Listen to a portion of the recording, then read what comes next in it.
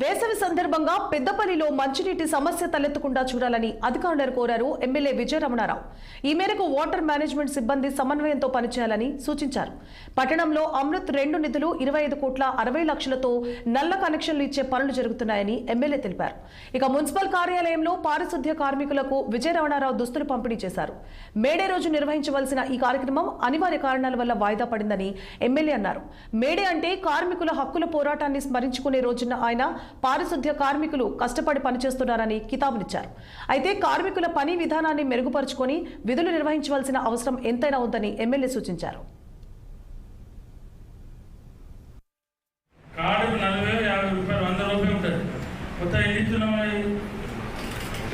150 మందికి ఇస్తున్నాం.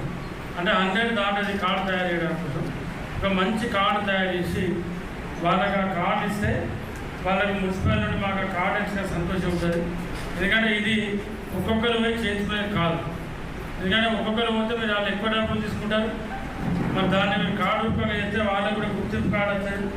రేపు సుల్తాన్ మన పెద్దపల్లి పట్టణంలో రాత్రి తిరిగినా పగలు తిరిగినా ఏ రాత్రి అయినా కూడా వాళ్ళకు కూడా ఒక సెక్యూరిటీ ఉంటుంది.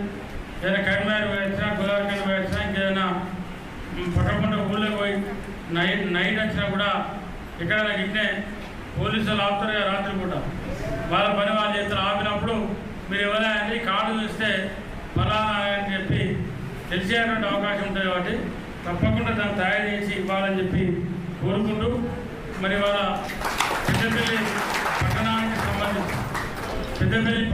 సంబంధించి మరి శానిటేషన్ విషయంలో మీరు కష్టపడుతూ ఉన్నారు, పనిచేస్తూ ఉన్నారు. కానీ ఇంకా కూడా మన పనితీరును మెరుగుపరుచుకొని ప్రజలందరూ కూడా పెద్దపల్లి మున్సిపల్ సిబ్బంది బాగా పనిచేస్తూ ఉంది, అలా ముఖ్యంగా కార్మికులు ఇంకా బాగా పనిచేస్తూ ఉన్నారనే విధంగా మరి మీరంతా కూడా కష్టపడాల్సినటువంటి అవసరం మరి 100% ఉంది.